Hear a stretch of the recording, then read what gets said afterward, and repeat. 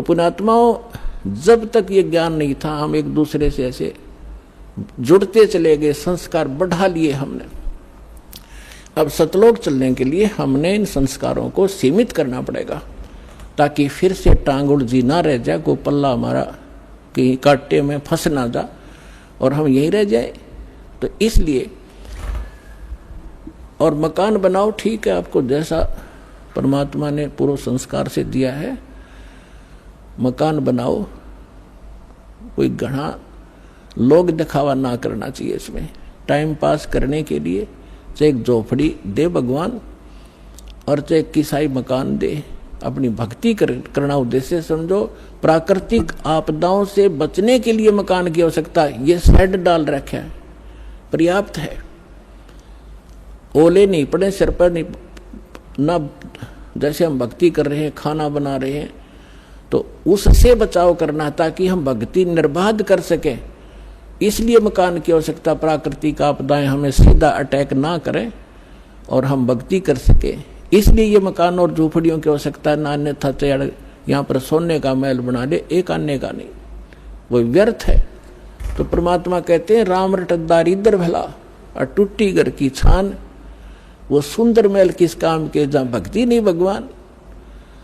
राम रटत दारिद्र भला, दारिद्र माने बिल्कुल निर्धन, राम रटत निर्धन भला, और जिसकी छान भी चाहे थोड़ी बहुत कमजोर हो, टूट गई हो, थोड़ी फिर डालेगा, ठीक कर लेगा फूस ला करके।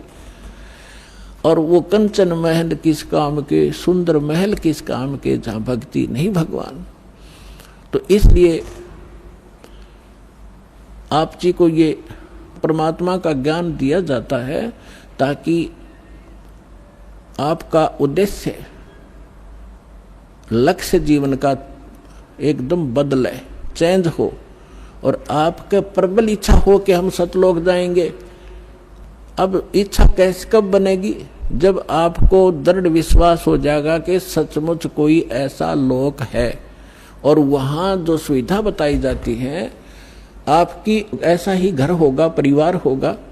अब जो बच्चे आपके हैं और आपके संस्कार से जुड़े हैं और भक्ति कर रहे हैं, कोशिश करो, अगर आपको इनसे प्रेम है, इनमें लगाओ। ये तो ममता ऑटोमेटिक है, ये हैं भगवान के बच्चे, आपके नहीं हैं। लेकिन यहाँ संस्कार वश हमारे ये बने हैं, हमारे नियमित किए गए हैं, तो हमारा कर्तव्य बनता है इनको भगवान की भक्ति पर जरूर लावे। इनको भगवान की भक्ति पर लगाओगे, सच्ची भक्ति पर, तो फिर जब आप यहाँ से शरीर छोड़कर जाओगे वहाँ, फिर ये भी शरीर छोड़कर आएंगे वहीं, तो वहाँ भी आपका ऐसे ही एक परिवार बनेगा जैसा यहाँ बन गया। अब देखो पुण्यात्माओं, यहाँ सारे दुख हैं। गर्मी में गर्मी सतावे, सर्दी में सर्दी, और फ्लड आ जा तो घरों में भी पानी घुस जा, और भी ना जाने कितने कष्ट शरीर में हमारा लगे रहते हैं। कोढ़ हो गया, कैंसर हो गया, अंधा हो गया, आँख फूट गई। लेकिन हम इतने ढीठ हैं, यदि हमारी मृत्यु ना हो तो इन दुखा ने भी कोई नहीं गिना। हमने मृत्यु का दुख मान रखा है, और यह मृत्यु कंपलसरी, यहाँ पर सारे दुख दे के भी मृत्यु होगी। अगर हमारी मृत्यु ना हो यहाँ, और परिवार हमारा देख कितना प्यारा लगता है, क्या हम मरना चाहते? नहीं, कोई नहीं चाहता। लेकिन यह मृत्यु डेफिनेट होगी, और आप भी मरोगे, और ये जो बच्चे जिनको आप अपने मान रहे हो, ये भी शरीर ना जाने आपके सामने चले जाएं। तो इससे मन हटाओ, आप वहां जाओगे सतलोक में, आपका शरीर ऐसा होगा, कभी वृद्ध नहीं होगे, जरा नहीं होगा, जरा माने वृद्धावस्था, और मृत्यु नहीं होगी, सदा युवा शरीर रहेगा। और वहाँ आपके जो है ना घर, बड़े बड़े बड़े महल जो आप खाली छोड़कर आए हो, वहाँ आपके खाली पड़े हैं। आप गलती से इस काल के साथ लगकर यहाँ आ गए। जिन्होंने ये सृष्टि रचना सुन रखी होगी उनको ये बातें आसानी से समझ में आ रही होंगी, लेकिन जिन्होंने सृष्टि रचना नहीं सुनी होगी फिर धीरे धीरे कभी सुनाएंगे। आज वो ये सुने, क्योंकि सत्संग स्थल एक ऐसा स्थान है जिसमें प्रथम कक्षा के बच्चे भी आते हैं, और दूसरी कक्षा के भी और बीए के भी यहीं बैठते हैं और पीएचडी वाले भी बच्चे यहीं विद्यमान हैं। एक ही सत्संग में एक ही प्रवचन से उन सबको उसी सत्र का ज्ञान देना पड़ता है। तो ये जो जिस सत्र के बच्चों के सत्र का ज्ञान है ये दास दे रहा है, वो उसको समझ में आ रहा है। तो ऐसे ये प्रत्येक सत्संग में प्रत्येक प्रवचन में हर तरह का ज्ञान दिया जाता है। प्रथम वाले बच्चे भी समझे और द्वितीय वाले भी, और जो पुराने भक्त हैं उनके लिए भी बताया जाता है कि सृष्टि रचना में आपने बहुत बार सुना है कि आपके वहाँ मकान खाली है और आप गलती करके इस काल के साथ आगे, इसलिए आप यहाँ पर हैंड टू माउथ हो गए और वहाँ सारी चीज़ भरी पड़ी है, किसी चीज़ का भाव नहीं, कोई टेंशन नहीं, और वहाँ विकार नहीं जीव में गंदे। ऐसा सिंपल स्वभाव देवताओं से भी, यहाँ के देवताओं में भी विकार है, लेकिन वहाँ के हंस, वो हंस कहे जाते हैं। हंस किसे कहते हैं? एक पक्षी होता हंस, एक बुगला होता उसी की हम शकल। लेकिन उनका पता कब चलता है? जब दोनों सरोवर के ऊपर हों। बुगला खाता है मच्छी, कीड़े मकोड़े, गोगे, और हंस खाता केवल मोती। वो कीड़े मकोड़े नहीं खाता, मछली नहीं खाता, तो उसको हंस कहते हैं जो विकार करे ही नहीं, चाहे मर जावे। और हंस का एक और गुण बताया है कि उसके सामने दूध रख दिया जाए, जिसमें 1 गिलास पानी 1 गिलास दूध डालकर रख दे मिला के, वो दूध ग्रहण कर लेगा और जल न छोड़ देगा उस पात्र में, जो का तू रह जाए। उसमें ऐसा गुण दिया मालिक ने। तो जिन्होंने दूध और पानी भिन्न भिन्न कर लिया इस ज्ञान के आधार से कि ये लोक कैसा है, यहाँ का जीवन कैसा है, और सतलोक में जो बताया जा रहा है वो कैसा है, तो वो भिन्न भिन्न कर लिया, इस जल को छोड़ दिया, दूध ग्रहण कर लिया, उसको हंस कहते। तो वह हंस कहे जाते हैं। आदमी अपने ही जैसे हैं, आकार ऐसा ही है, उनका शरीर वह बहुत तेजों में है। 16 सूर्य जितना प्रकाश एक वहाँ रहने वाले भक्त और भक्तनी का है। परमात्मा के शरीर का जो वहाँ प्रकाश है, एक रोमकूप में करोड़ सूर्य मिला दे, करोड़ चंद्रमा, ऐसी रोशनी है। परमात्मा सक्षम है, समर्थ है, जीव अलग है, परमात्मा भिन्न है। परमात्मा सर्वशक्तिमान है, जीव की एक सीमित पावर है और सीमित उनका सब क्रियाएं हैं। परमात्मा की क्रियाएं असीमित होती हैं। जो जीव और ब्रह्म एक बताते हैं वो भूले हुए प्राणी हैं, वो अज्ञानी आत्माएं हैं, उनको कुछ भी ज्ञान नहीं। अब जो प्रसंग चल रहा है, जैसे एक भक्त मिला इस दास को, मैंने उसको पहले की बात है, जब बहुत कम ही संगत होती थी, ऐसे हम दास भी किसी को पकड़ लेता था जान पहचान के को, आजा बैठ जा तुझे एक बात बताऊंगा, ज्ञान सुनाने लगा। अब वो अच्छी आत्मा था वैसे तो, सुनता रहा, सारी सृष्टि रचना सुनाई। 1 दिन 2 दिन, तीसरे दिन जब वो आया, वो कह लगा, भाई बात सुन भगत जी, मैं आपकी बात ऐसी है, मेरे हृदय में लग गए हैं और मेरा सरसा होता है इनका, और मैं ऐसा व्यक्ति हूँ, मैं जौन से काम पर लगता हूँ, पक्की धुन का आदमी हूँ, मैं उसको करके छोड़ता हूँ, बीच में नहीं छोड़ता।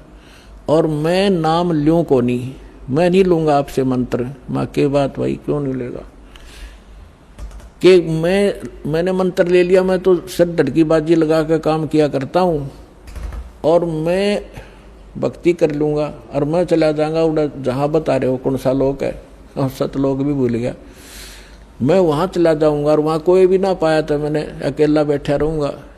मैं नहीं जाऊँ, मैं तो यहीं रहूँगा, मेरा दिल नहीं लगे। मैंने कहा, मैंने उसे कहा कि भले पुरुष एक बात बता, अब यहाँ तो क्या दिल लग रहा है आपका? मान ले तो गधा बन गया और सुअर बन गया तो क्या दिल लगा तेरा? ने बोला बढ़िया है, आते जाते दिखते तो रहेंगे, घूमते फिरते, दिल लगा रहेगा। बता ऐसी वृत्ति गिरगी हमारी कि हमारा यही ठीक है, घूमते फिरते दिखे जाएंगे और यही ठीक सू, मैं वहां नहीं जाऊंगा। अब उसका जो ये कहना भी ठीक था कि आज तक किसी ने यही नहीं बताया कि सतलोक है और सतलोक में आदमी रहे हैं, वहां पर सृष्टि है, ये तो किसी ने बताया नहीं। ये राधा स्वामी वाले लोग कहते हैं कि वहां तो प्रकाश ही प्रकाश है, प्रकाश ही प्रकाश है, चेतन ही चेतन है। वो टिंडे लेंगे चेतन में जाकर प्रकाश में, समुद्र में डूब का मरना हो तो क्या? तो क्या ये कोई बात है? कोई आधार है इनकी बातों का?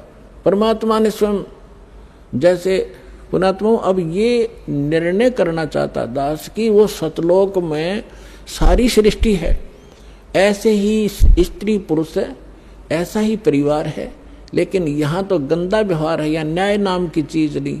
परमात्मा कहते निरंजन धन तेरा दरबार, जहाँ तनिक नहीं न्याय विचार, घर घर में राड़े, बहू सासू का झगड़ा, आपस में भाई भाई का झगड़ा, बाण भाई के साथ मनमुटाव, छोटी छोटी बातों पर, इन पे संपत्ति और पता नहीं क्या के ऊपर लड़ाई हो जाए। ये कोई जीवन है? सब नरक भोग रहे हैं यहाँ पर, कोई सुखी नहीं है। इस पर 21 ब्रह्मांड में आग लगी पड़ी है। अब वहां जाओगे जब देखना, वहां कोई चिंता ही नहीं। अब जैसे आप यहाँ आ रहे हो, यहाँ सासू भी आई होगी, सास भी और बहू भी आ रही होगी, ननंद भी यहीं पर बैठी होगी, सास और ससुरा भी आया होगा, और पति और जेठ जेठानी भी आ रही होंगी। यहाँ लड़ाई होए को ना, या मनमुटाव होगा नहीं? क्यों नहीं होगा? क्यों? एक बना बनाया भोजन मिलेगा, एक जैसे मैट बिछाए रखे, नहाओ धो अपना भजन करो। लड़ाई तो जब होया करे तूने ये नहीं किया, तूने ये नहीं कहा, वहां नाश हो गया, फलाना गड़बड़ होगी, तो वहां जाकर कोई काम में को नहीं, सारी चीज उपलब्ध आपके सामने, तो वहां अपने ऑटोमेटिकली स्वभाव सुंदर बन जाता है। और वैसे वहां का जो मटेरियल है हमारे शरीर का, बॉडी का, उसमें ये दोष नहीं है।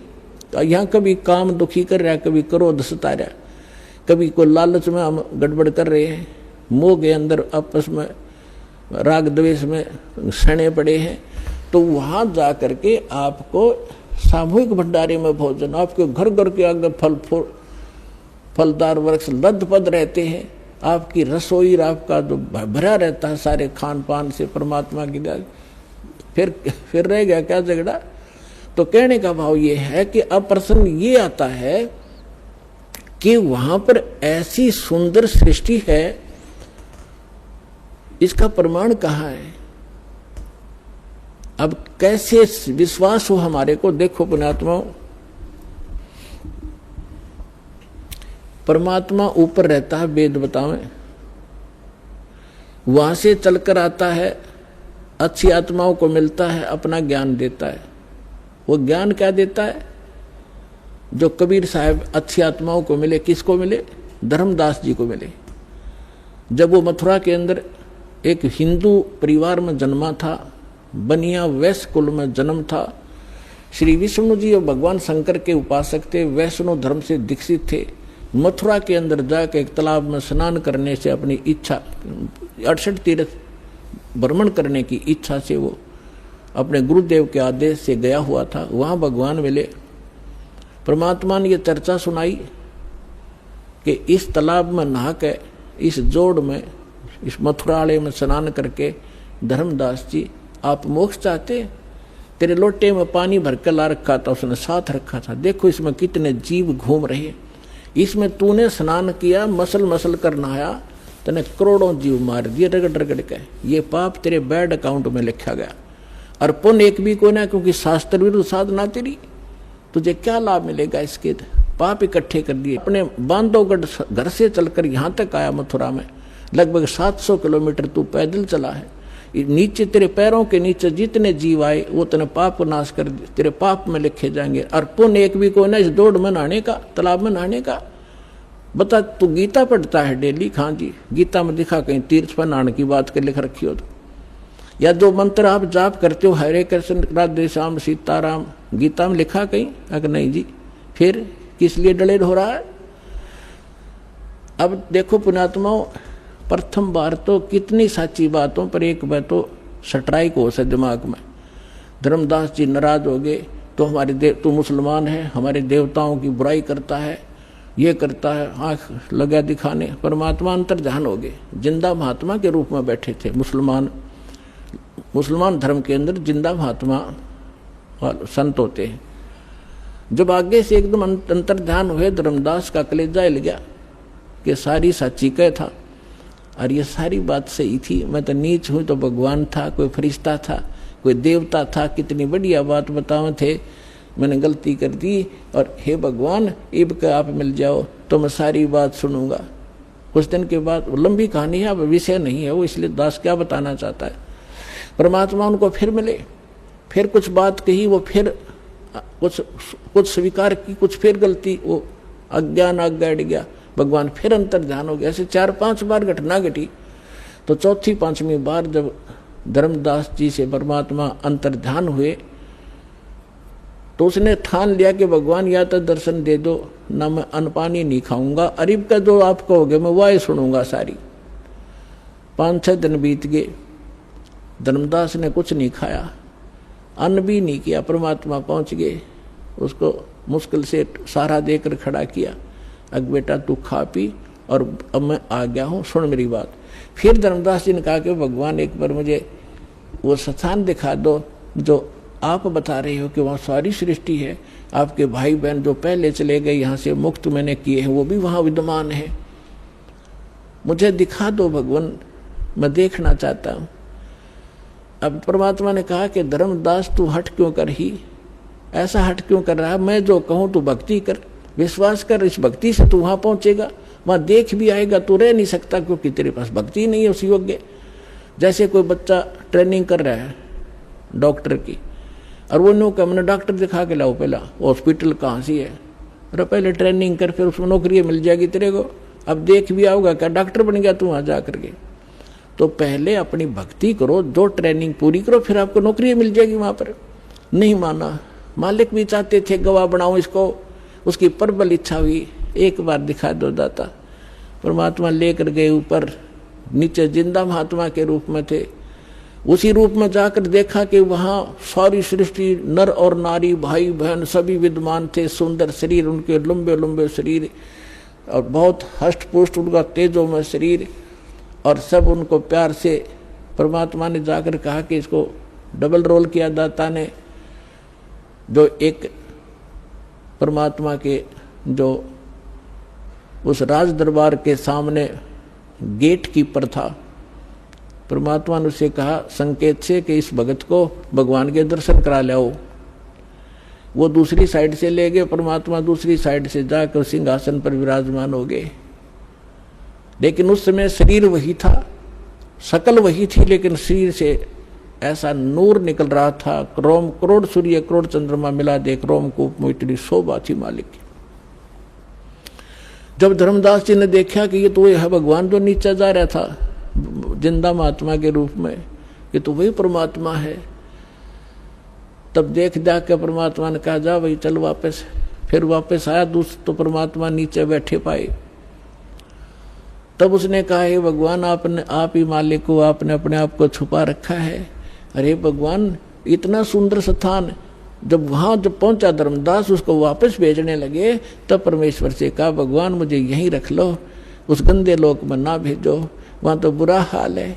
अब वहां जाने के बाद आपको पता चलेगा आप कहाँ पड़े हो, कैसे लोक में रह रहे हो।